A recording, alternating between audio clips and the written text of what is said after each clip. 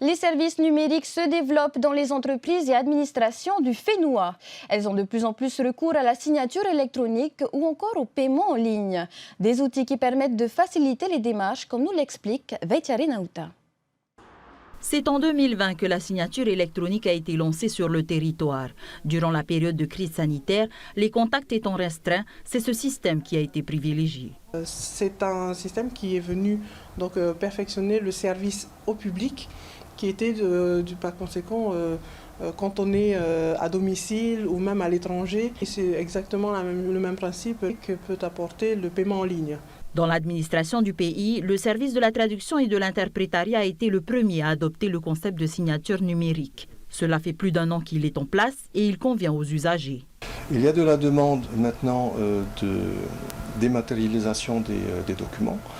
Donc les demandes se font à distance. On peut signer les documents à distance également.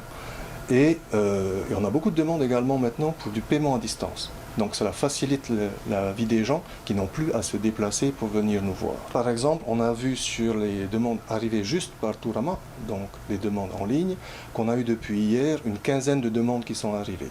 C'est sans compter les demandes de gens qui se déplacent encore, parce qu'on a toujours réservé un accueil humain chaleureux.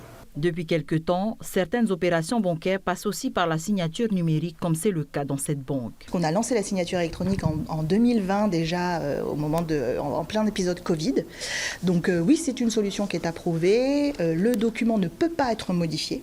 En fait, on ne peut que le consulter et l'approuver. Et dès lors qu'il est approuvé, là, il est enregistré de façon sécurisée sur notre plateforme de gestion électronique des documents. À l'heure de la dématérialisation des documents, ce procédé de signature numérique est en pleine expansion. Il permet aussi d'effectuer ces démarches depuis l'étranger et dans un territoire étendu comme celui de la Polynésie, il s'avère utile, mais pour cela, il faut un accès à Internet, un procédé qui pourrait s'étendre à d'autres secteurs d'activité dans les prochaines années.